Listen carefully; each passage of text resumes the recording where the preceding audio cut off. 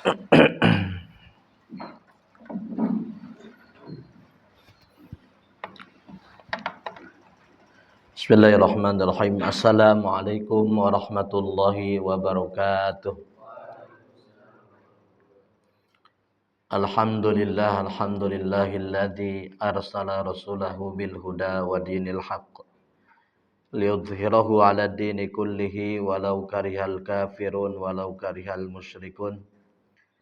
Asyhadu an la ilaha illallah wahdahu la syarikalah wa asyhadu anna Muhammadan abduhu wa rasuluhu la nabiyya wa la rasulahu ba'dah. Allahumma salli ala Sayyidina Muhammad wa ala alihi wa ashabihi wa man tabi'ahum bi ihsanin ila yaumiddin. Usikum wa nafsi bitaqwallah faqad fazal muttaqun. Ya ayyuhalladzina amanu ittaqullaha haqqa tuqatih wa la tamutunna illa wa antum muslimun. Alhamdulillah, puji syukur hanya milik Allah Subhanahu wa taala yang telah memberikan kepada kita kenikmatan yang begitu banyak. Salawat dan salam semoga tercurah limpah kepada Nabi kita Muhammad sallallahu alaihi wasallam, para keluarganya, para sahabat, para tabi'in, para tabi'ut tabi'in, dan semua orang-orang yang selalu istiqomah memegang sunnah-sunnahnya sampai hari akhir nanti. Alhamdulillah, pada kesempatan kali ini di bulan Ramadan yang ke-13, Allah Subhanahu wa taala masih memberikan kekuatan kepada kita semua, dan mudah-mudahan Allah Subhanahu wa taala memberikan keberkahan dan kemudahan dalam segala urusan kita. Amin ya rabbal alamin. Baik, kita akan melanjutkan kajian kita. Pada kesempatan yang lalu kita masih membahas berkaitan atharul ma'asi atau pengaruh kemaksiatan kepada Allah Subhanahu wa taala. Jadi silakan nanti catatannya dilengkapi ya, dilengkapi ya. Nanti di akhir akan Ustaz cek ya, catatannya lengkap atau tidaknya ya.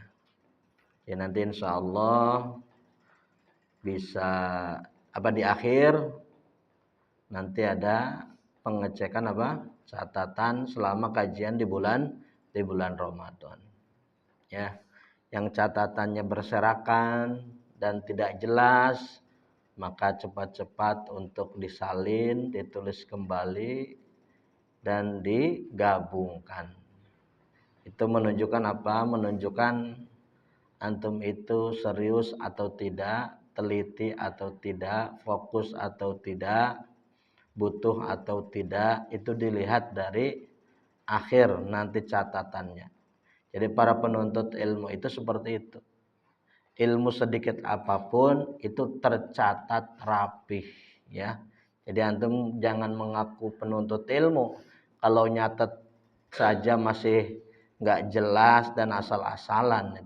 Itu namanya bukan penuntut ilmu. Jadi penuntut ilmu itu punya catatan yang jelas. Ketika ingin diulang, maka dia bisa mengulang dari awal sampai akhir.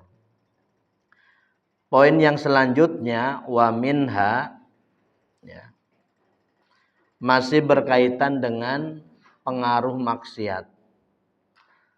Annahu yansalihu minal qalbi istiqbahuha. Bahwasannya orang yang bermaksiat kepada Allah dan terus-menerus dia bermaksiat kepada Allah, yansalihu itu bisa lepas minal qalbi, dari hati ya, akan lepas dari hati. Apa yang lepas? Istiqbahuha ya. Istiqbah itu kan kejelekan ya, kejelekan. Maksudnya apa? Maksudnya adalah dia akan menganggap maksiat itu, ya, atau tidak menganggap maksiat itu perbuatan yang buruk. Ya, perbuatan yang buruk. Dia tidak menganggap itu. Ya. Jadi di hatinya itu ya ini biasa-biasa saja gitu. Biasa-biasa saja. Jadi rasa takutnya, rasa penyesalannya itu akan lepas, akan copot dari hatinya. Sehingga menganggap maksiat itu sesuatu yang biasa. Sesuatu yang biasa. Orang beriman itu melihat maksiat seperti seseorang yang berada di bawah kaki gunung. Kemudian gunung itu akan meletus. Ya. Misalkan kita berada di bawah kaki gunung dan gunung Selamet misalkan, gunung Selamet itu akan meletus. Maka apa yang dirasakan? Yang dirasakan adalah kepanikan dan rasa takut. Manusiawi. Ya, manusiawi. Ketika melihat lahar, ya. Lahar menyembur dari apa? Dari gunung atau mungkin wedus gembel, ya. Tahu wedus gembel? Ya. Awan yang hitam, pekat dan panas, ya kan. Itu misalkan berjalan ke satu kampung, maka hal yang wajar sebagai manusia pasti merasakan cemas dan takut. Ya. Cemas dan takut. Diibaratkan seperti itu, orang yang melakukan perbuatan dosa atau melihat perbuatan maksiat atau perbuatan dosa, orang beriman melihat sesuatu yang menakutkan. Tapi beda ahli maksiat. Orang-orang fasik atau ahli maksiat melihat dosa, melihat perbuatan ingkar kepada Allah itu seperti lalat yang hinggap di hidungnya atau hinggap di mukanya. Ketika seseorang sedang duduk atau sedang berjalan, kemudian ada lalat hinggap di hidungnya atau di mukanya, maka cukup dia hanya menggerakkan tangannya agar lalat itu pergi, cukup saja. Ya. Dengan santai dan biasa. Gitu ya. Jadi orang beriman melihat maksiat sesuatu yang menakutkan, ahli maksiat, orang-orang fasik melihat maksiat itu sesuatu yang biasa.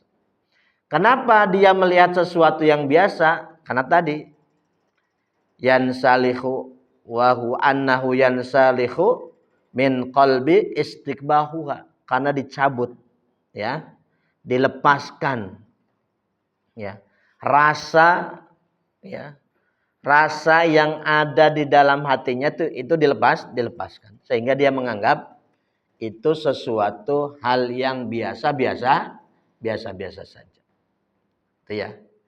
Itu biasanya maksiat kalau sudah dilakukan berkali-kali, berulang-ulang, sehingga dia menjadi terbiasa. Fatasiru lahu adatan, kemudian maksiat itu menjadi sesuatu hal yang biasa atau kebiasaan. Ya. Jadi pertama dari hatinya dulu menganggap biasalah, itu memang biasa dilakukan.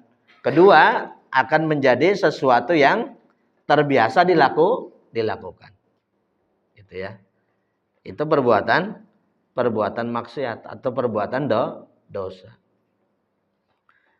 Fala yastaqbihu min nafsihi, maka dia tidak peduli, ya, min nafsihi dari dirinya, ru'yatun nas, dipandang oleh manusia, dilihat oleh manusia, nggak peduli.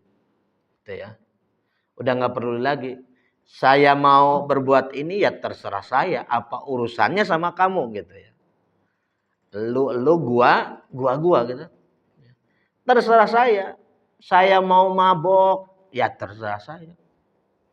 Apa urusannya kamu ngelarang-larang? Nah itu. Itu kalau seseorang sudah sampai ke tahap seperti itu berbahaya sekali. Ya. EGP, tahu EGP? Emang gue pikirin gitu. Udah EGP itu. Udah nggak peduli. Ya. Kalau bahasa sekarangnya apa? Bodoh amat ya. Bodoh amat ya. Ada orang nasihatin jangan maksiat terus, bodoh amat, terserah urusan saya. Apa urusannya sama kamu? Ya kan? Benar nggak kalau seperti itu? Kalau seseorang mukmin ya, punya orang Islam punya sikap seperti itu, benar apa tidak? Tidak. Kenapa?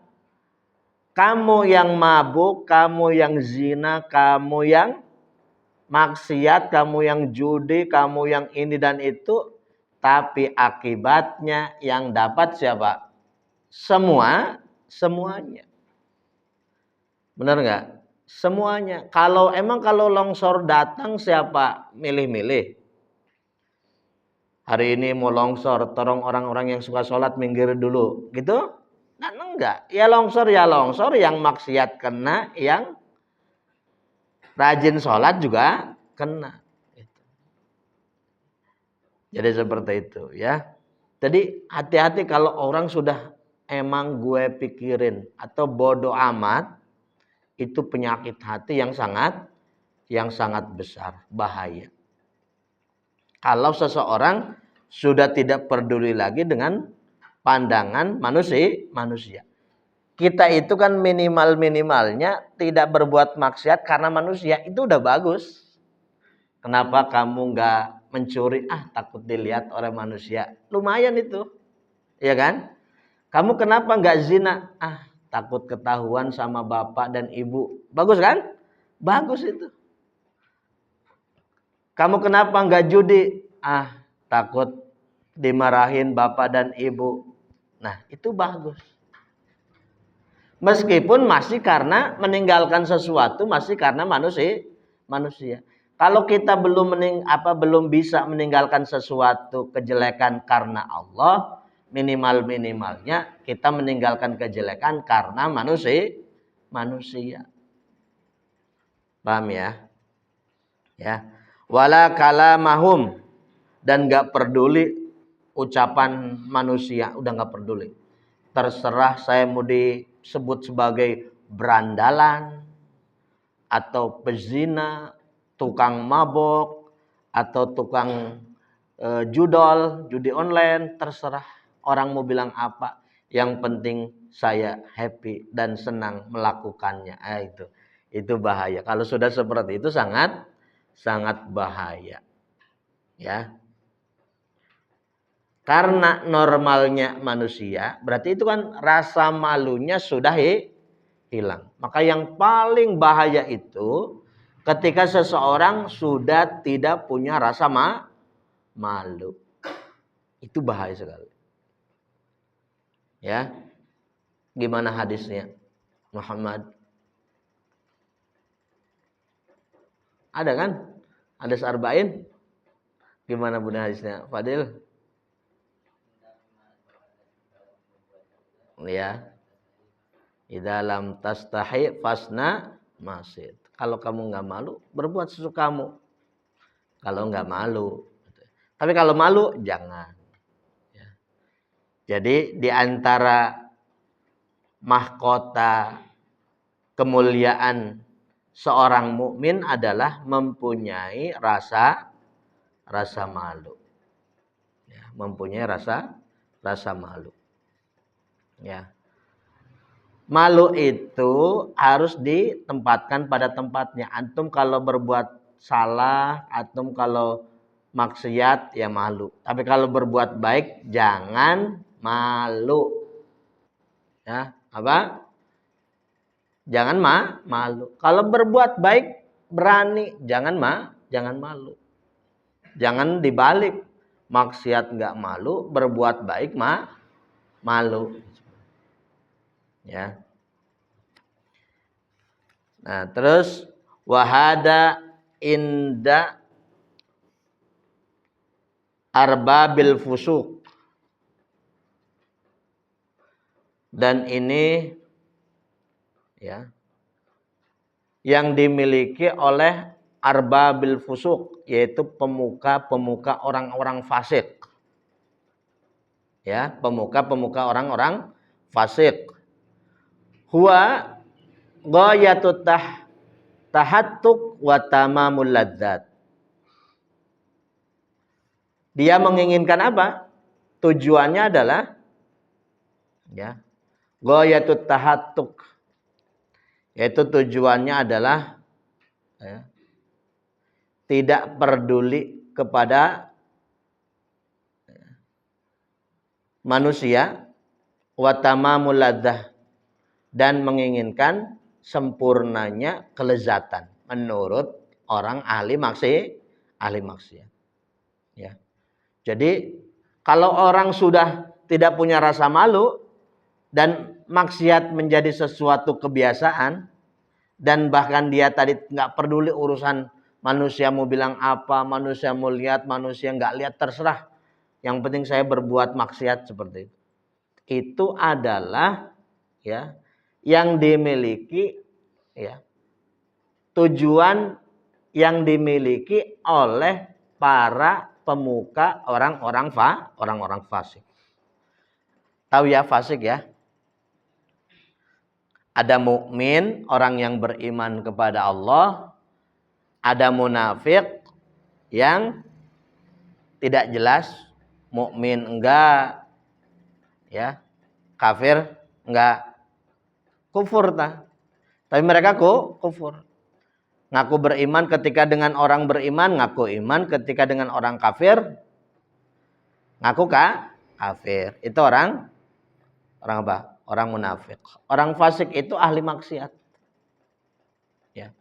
Sholat enggak, puasa enggak, zakat enggak, maksiat terus-terusan gitu ya. Ngakunya Islam gitu. Ya, ngakunya orang-orang fasik itu ya, tujuan tertingginya orang-orang fasik adalah apa? Ya. Dan kelezatan yang paling tinggi ketika mereka sudah nggak peduli dengan ucapan orang, nggak peduli dengan penglihatan orang, dilihat atau tidak, dan itu sudah menjadi kebiasaan. Gitu ya. Hatta yaftakhir ahaduhum bil ma'siyat. Sampai apa? Sampai mereka itu bangga dengan maksiatnya. Nah, itu lebih parah lagi nih. Ya. Berawal dari hatinya sudah nggak peduli karena dicopot oleh Allah Subhanahu wa taala, ya. Kemudian menjadi kebiasaan dan nggak peduli urusan manusia, mau bilang apa, mau dilihat atau tidak, ya. Kemudian mereka akan bangga dengan kemaksiatannya. Ya. Coba antum lihat di media sosial, orang sudah bangga dengan perbuatan maksiat. Ada konten yang mabuk-mabukan, ada. Ya kan? Konten mabuk-mabukan. Ya. Ada konten apa namanya? Maksiat-maksiat yang lain lah. Bangga dengan perilakunya, bahkan pengen ditonton orang banyak. Itu kan bentuk apa? Bentuk bangga dengan maksiatnya. Normalnya orang beriman itu kalau melakukan maksiat kan, ya Allah jangan sampai diketahui oleh orang tua, orang ini dan itu, gitu kan? Taubat kepada Allah. Tapi orang fasik ini tadi, mereka ingin diketahui. Bangga dengan perbuatan dosanya. Ya. Kalau bisa mabuk 5 botol, bangga dia. Kamu baru 1 botol aja cemen. Nih lihat saya mabuk 5 botol. Habis itu kejang-kejang masuk rumah sakit, modar. Mati kan? Baru tahu rasa ketemu malaikat tuh di alam kubur. Nggak usah nunggu orang pergi dari kuburan, dia udah diinjek-injek. Karena saking sombongnya berbuat dosa. Wa yuhaditsu biha, dan dia menceritakan malam ya'lam annahu amilaha. Ya. Kepada siapa saja ya orang yang belum mengetahui dia telah melakukan sesuatu. Fayaqul ya fulan, wahai saudaraku, ya, amiltu kada wa kada. Aku telah berbuat ini. Jadi dia bangga. Tahu enggak, tadi malam aku habis mabuk nih, habis 3 botol. Gitu ya. Tahu enggak tadi malam nih aku habis zina sama si Siuk. Apa si siapalah gitu ya. Jos gitu kan. Murah. Ya, 50.000. Bangga dengan perbuatan dosanya. Tadi malam menang judi nih. Punya duit 5 juta menang judi. Ya. Bangga dengan kemaksiatan. Ya. Wa hadza darbu minan nasi la yu'afun. Dan ini termasuk jenis manusia yang tidak akan diampuni oleh Allah. Jadi kalau ada jenis manusia kayak gini nih, yang bangga dengan kemaksiatannya, perbuatan dosanya, dia menceritakan kepada orang lain, ini jenis orang yang tidak akan diampuni oleh Allah. Wa yasuddu alai tariqut taubah, dan terhalang, tertutup dari jalan-jalan taubat. Biasanya orang kalau sudah kayak gini, matinya su'ul khatimah. Ya. Matinya apa? Su'ul khatimah. Mati dalam kejelekan. Orang itu mati kan sesuai dengan apa? Amalan yang paling banyak yang dia lakukan. Kalau antum ahli sholat, insya Allah matinya lagi sholat. Insya Allah. Ya. Kemarin ada di Jakarta atau di mana itu ada seorang kiai ya, sedang mengajar kayak gini ya. Kemudian tiba-tiba meninggal di tempat. Karena dia memang seorang kiai, seorang guru, mengajar setiap hari.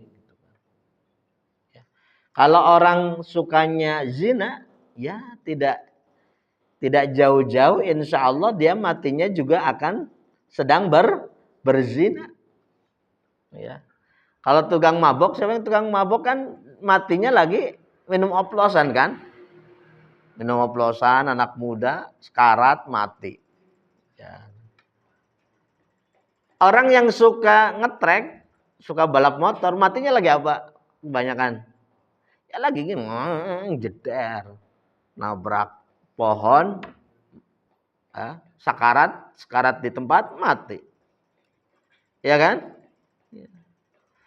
Ya. Orang yang banyak berzikir, insya Allah matinya akan banyak berzikir. Subhanallah, subhanallahu akbar, Allahu akbar, Allahu akbar. Yang ahli Quran suka murojaah ya di Palestina. Anak-anak muda yang kena bom, beberapa anak muda udah nggak sadar kena bom, tapi mulutnya masih bunyi terus murojaah. murojaah terus, bunyi terus sampai ke rumah sakit, sampai meninggal masih bunyi aja. Meninggal selesai sudah. Ya. Kenapa? Ahli murojaah. Ya, yang parah itu ahli tidur itu.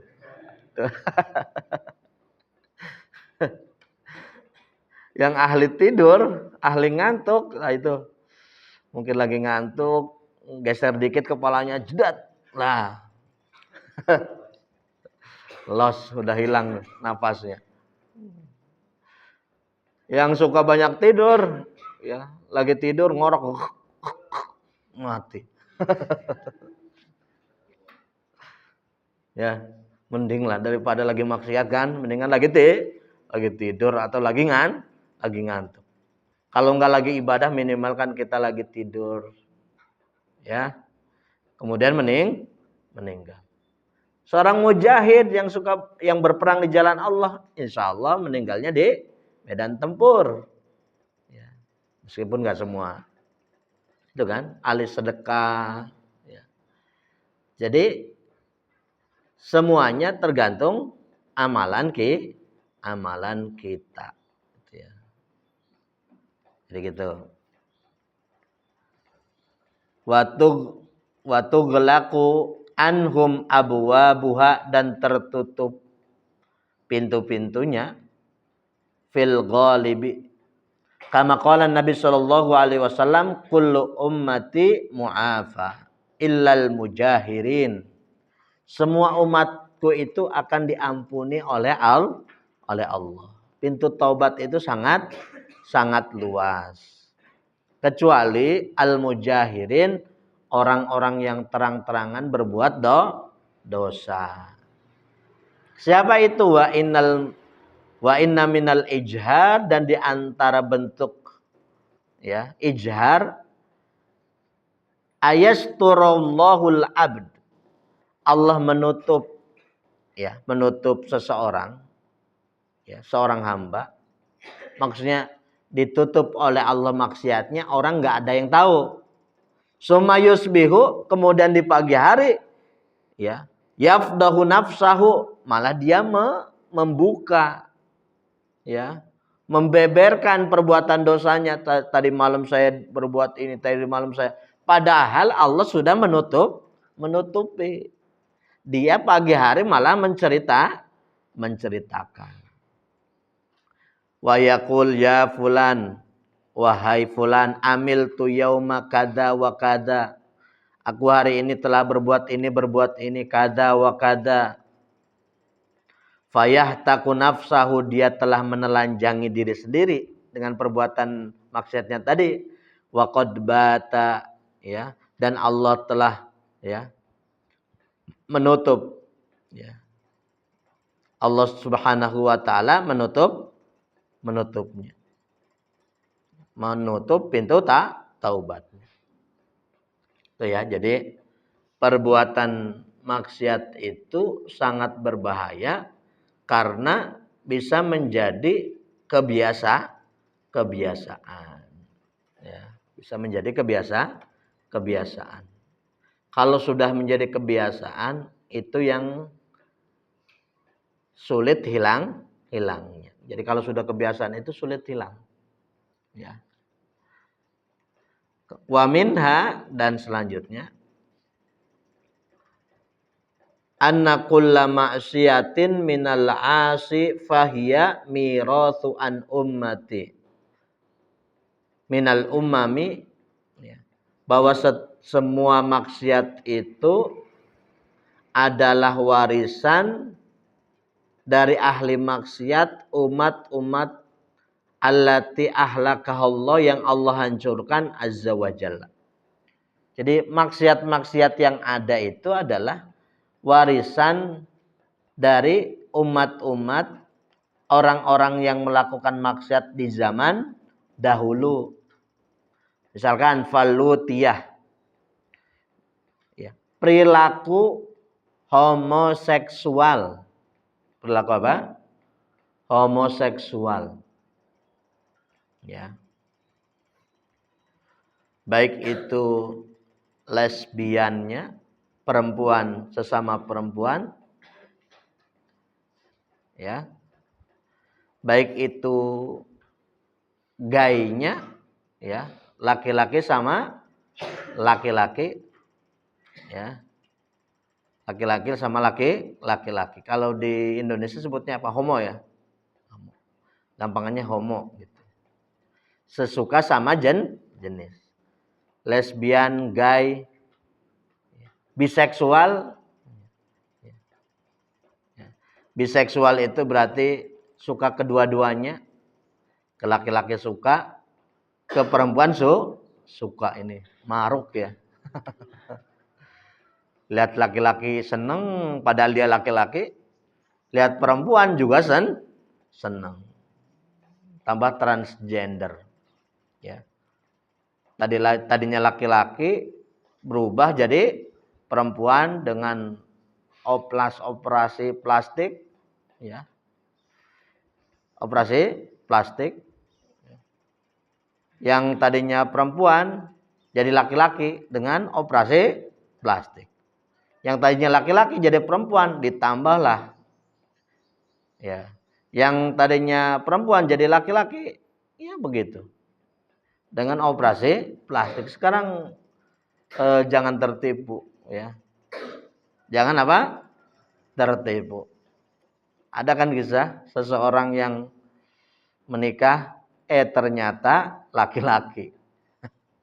Ternyata apa? Laki-laki. Itu kejadian di beberapa tempat. Jadi sudah akad, kemudian bahkan malam pertama, gitu ya, malam pertama. Nah, ketahuan ketika malam pertama itu, ya, ketahuan ternyata laki.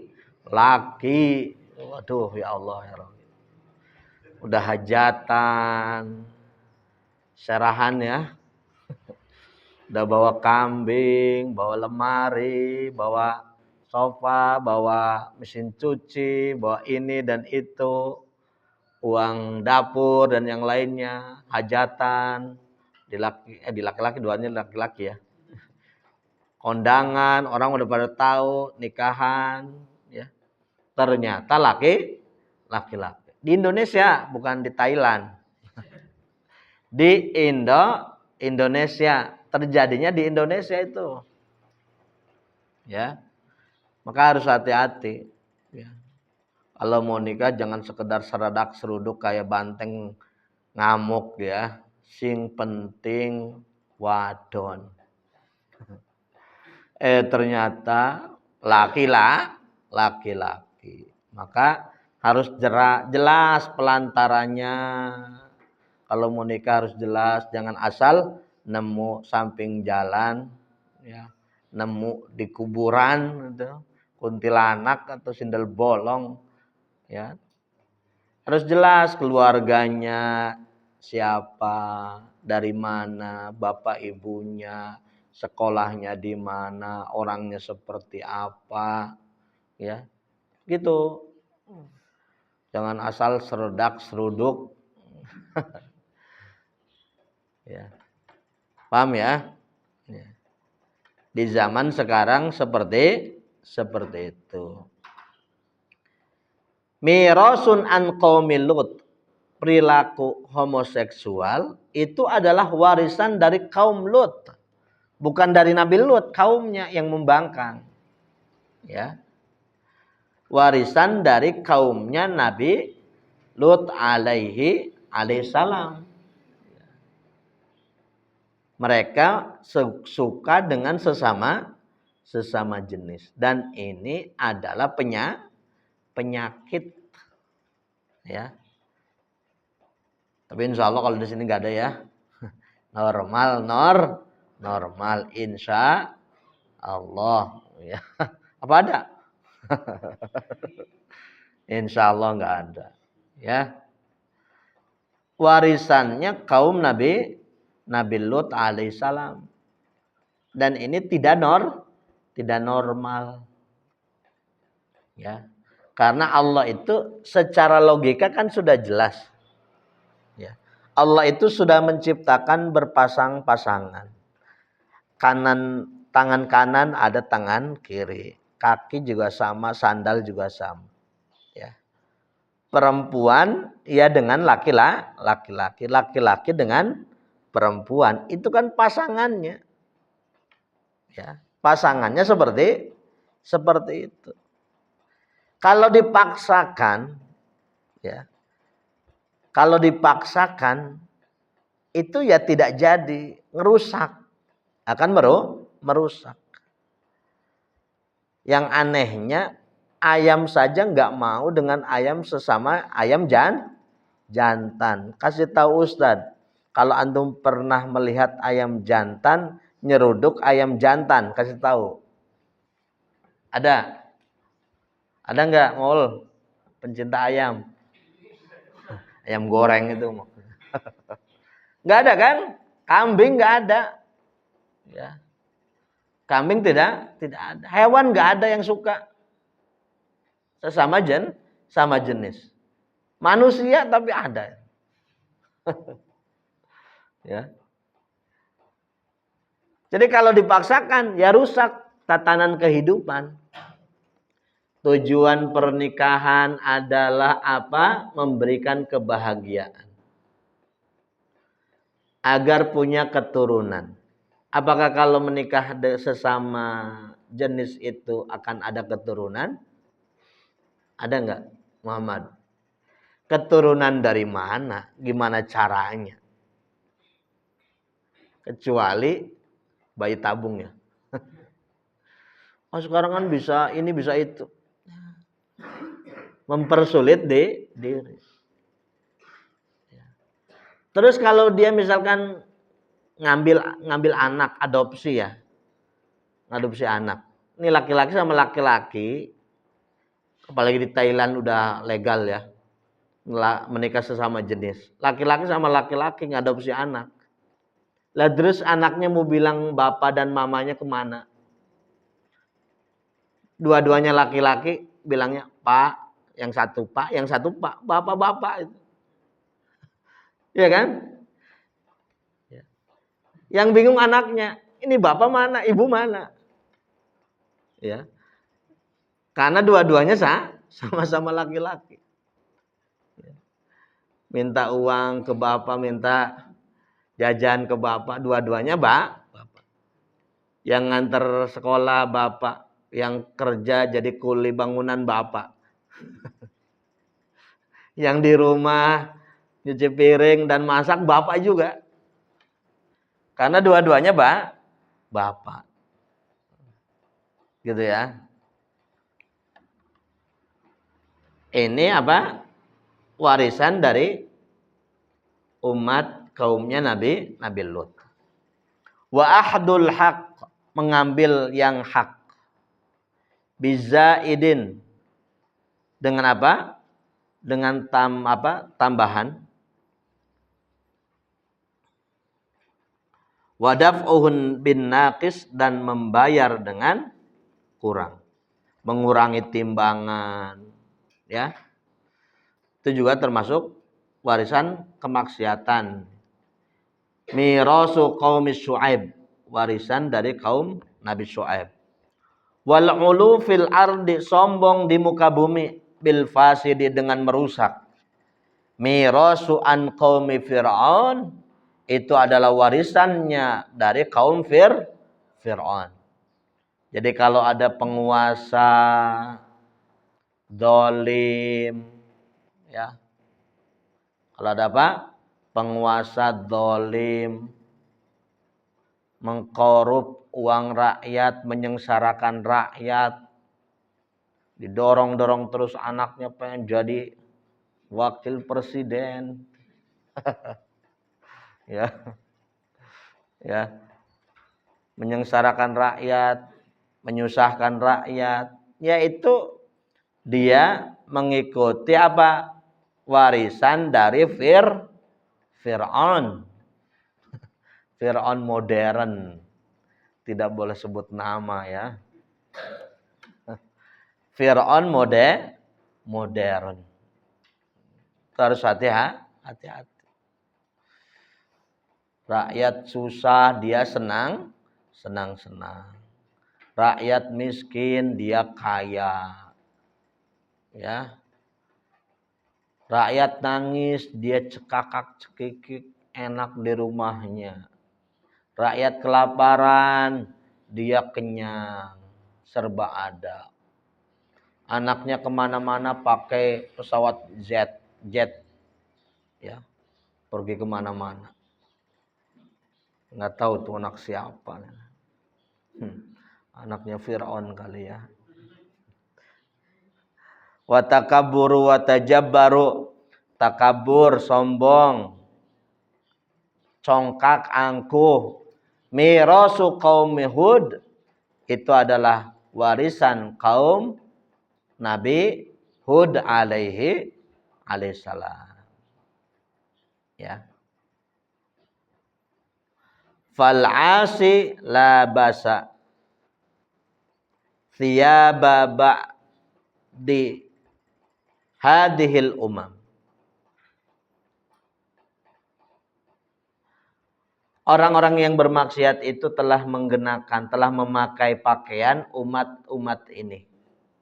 Wahum a'da'ullah, mereka itu adalah musuh-musuh Allah. Wa qad ruwiya Abdullah bin Ahmad fi kitab az-Zuhdi li abihi an Malik bin Dinar qala auhallahu ila nabi min anbiya'ihi bani Israel.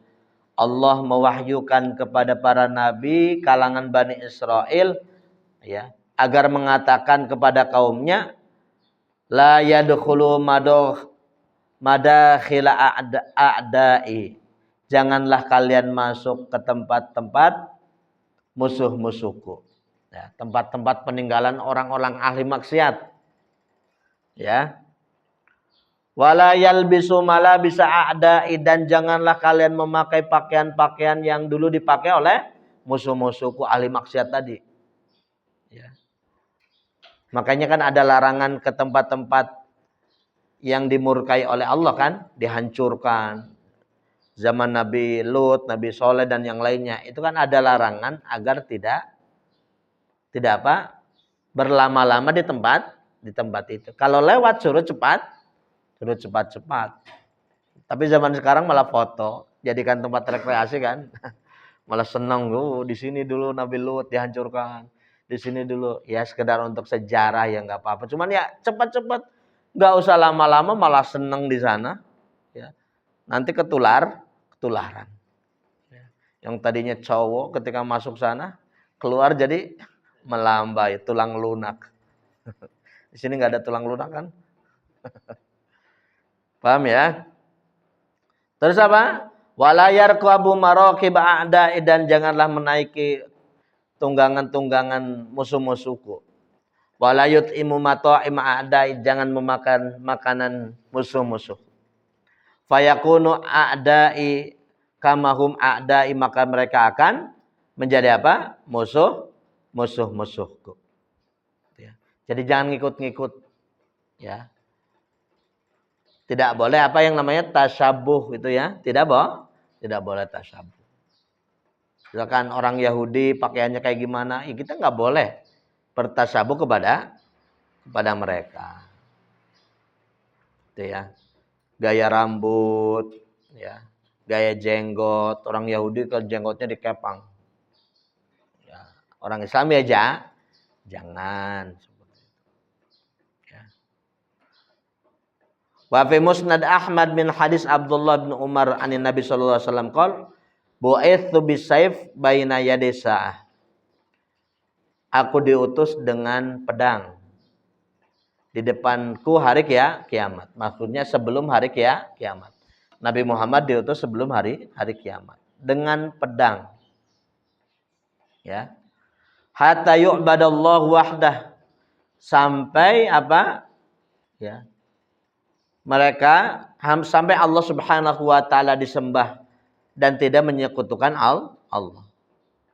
Wa ju'ila, dan dijadikan rizkiku tahta dilli ramhi, di bawah naungan tombak.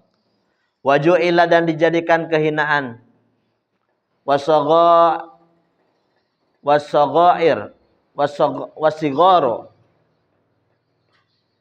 Dan rendah alaman khalafa amri, siapa yang menyelisihi perintahku. Wa man tashabbaha biqaumin fahuwa minhum. Barang siapa tasabbuh mengikuti satu kaum, maka termasuk dari golongan mereka. Jadi kalau kita ngikut-ngikut orang-orang kafir dengan cara bicara, cara berjalan, cara berpakaian, maka kita juga termasuk dari mereka. Paham ya? Ya. Itu namanya tasyabuh. Ya. Kita tasyabuh kepada Nabi kita Muhammad Sallallahu Alaihi Wasallam. Yang kita ikuti adalah Rasulullah. Ya. Nabi Muhammad. Kalau tidak bisa semuanya, ya jangan ditinggalkan semuanya. Ya. Misalkan Rasulullah cara berpakaiannya pakai imamah, sorban, jubah, pakai celak gitu ya. Kita nggak bisa, ya. Maka berpakaianlah dengan pakaian yang pantas, yang ada di negerinya. Ya pakai sarung, pakai celana yang pantas, ya. Pakai baju koko, pakai kaos yang pantas seperti itu. Jangan kaos tulisannya metal, tengkorak, dan macam-macam ya. Atau satanik. Ya, setan itu anak setan memang. Ya, satanik, setan ya kan? Ya. Jadi pakaian-pakaian yang sewajarnya. Peci ya yang apa? Yang sewajarnya yang pantas. Ya, yang pantas karena tidak semuanya bisa dipakai di satu negeri kan. Coba misalkan Fadil keluar dari sini pakai topi koboi yang gede itu. Pakai baju koko sama sarung. Seorang kapan mulainya, obatnya habis apa gimana gitu kan. Ya yang cocok-cocok aja yang di negara kita biasa dipakai seperti itu, ya. Mungkin antum kalau ke Saudi ke sana ya, orang nggak ada yang pakai sarung gitu kan. Ya pakai jubah gitu kan. Gitu, pakai jubah. Jadi disesuaikan yang kira-kira pantas. Ya. Tapi yang paling penting adalah mengikuti akhlak Nabi kita Muhammad Shallallahu Alaihi Wasallam. Jangan sampai penampilan sudah Islami ternyata kelakuan tidak Islami. Ya. Pakaian Islami, mata jelalatan. Ya kan? Mata jelalatan. Itu kan mengkhawatirkan. Pakai songkok, baju koko, jubah lagi, bawanya Quran. Perempuan lewat sweet. Bukan yang ngaji malah. Ya. Jadi ya, pakaian yang kita pakai, peci yang kita pakai, sarung yang kita pakai itu semuanya mudah-mudahan bisa menyadarkan kita, mendekatkan diri kepada Allah Subhanahu wa taala. Kan di setiap tempat, setiap waktu ada apa? Ada pakaian yang cocok, ada yang pakaian tidak cocok. Untuk misalkan di majelis ilmu kayak gini, sebenarnya sah-sah saja pakai kaos saja. Kaos celana panjang nggak usah pakai peci, cocok aja. Cuman kurang pas gitu kan. Karena majelis ilmu seperti itu ya. Jadi man tasyabbaha biqaumin fahuwa minhum. Ya. Jadi harus didefinisikan dan jangan mudah mengecap orang tasabuh ini kayak orang kafir. Tidak mudah juga seperti itu kecuali sudah ada dalilnya seperti itu ya, kecuali sudah ada dalilnya. Nah, sampai sini dulu, insyaallah kita akan lanjutkan pada kesempatan yang akan datang. Mudah-mudahan Allah Subhanahu wa taala selalu memberikan kemudahan dan keberkahan dalam segala urusan kita. Amin ya rabbal alamin. Jangan lupa kelas Itqon catatannya nanti malam dikumpulkan. Yang kelas Itmam dan Atfal berarti nanti tanggal berapa? Tanggal 18 malam catatannya dikumpulkan. Yang belum lengkap dilengkapi dari awal sampai akhir. Kalau bisa punya buku khusus, beli buku yang paling bagus, jangan buku-buku apa itu, sidu atau itu biasanya dibuang. Tapi beli buku yang bagus yang tebal nih gini. Yang covernya juga tebal. Khusus untuk tausiah. Selama 4 tahun di sini ngumpul tuh semua tausiah. Ya. Kalau habis beli lagi ya. Itu menjadi catatan berharga ketika antum nanti sudah 20 tahun ke depan, 30 tahun ke depan. Oh, ternyata ada catatan gini nih, nasihat ini, nasihat ini, nasihat ini, nasihat. Itu bisa dibukukan. Bisa apa? Bisa apa? Dibukukan. Antum tulis dijelaskan lagi, ya. Kan bisa disarah, kan bisa dijelaskan. Misalkan tanggal sekian, bulan sekian, Ustadz ini menyampaikan ini dibuat. Itu bisa dijadikan satu buku. Judulnya Nasihat Ustadku, gitu kan? Nasihat apa? Nasihat Ustadku selama di pondok. 4 tahun coba bayangkan. Apalagi kalau sebenarnya kalau antum mondoknya 6 tahun, 7 tahun, wah itu sudah berjilid-jilid tuh. Cuman kan sayang kadang-kadang kurang perhatian, makanya dari sekarang diperhatikan masalah catatan-catatan ngaji, catatan apa? Tausiah itu dicatat ya, catat. Suatu hari nanti barangkali menjadi buku ya. Judulnya Nasihat-nasihat dari Ustadku gitu. Penulis Muhammad. Bestseller. Terjual berapa juta eksemplar. Ya kan? Manfaat. Jadi manfaat. Apalagi nanti 10 tahun Ahmad ilmunya udah tambah banyak, tambah dijelasin lagi. Oh, tambahlah banyak itu. Ya. Ya. Jadi seperti itu. Manfaat kenapa catatan itu harus ngumpul jadi satu. Dan semua tausiah yang ada di pesantren dicatat. Biar apa? Manfaatnya banyak. Ya, syukur-syukur jadi buku tadi kan. Ada orang ya yang mencatat ceramah Ustadz Abdul Somad. Jadi buku tebel. Ceramah Ustadz Abdul Somad. Itu ya. Itu namanya orang kreatif tuh. Ya. Jadi dia lihat YouTube-nya materi apa, dia tulis. Wah, jadi buku judul ceramah Ustadz Abdul Somad. Gitu. Itu namanya orang yang kreatif. Jadi jangan cuman masuk telinga kanan, kabur ke telinga kiri. Mending kalau keluar ya, kalau keluar kan bisa pelan-pelan. Tapi ini kabur. Kalau kabur cepat-cepat kan, lama-lama. Kenapa? Karena ilmu itu kalau tidak dicatat seperti binatang buruan yang tidak diikat akan cepat hilang. Kalau sudah hilang sulit dicari. Coba hewan buruan, ya. Kalau sudah hilang sulit dicari itu. Sulit dicari.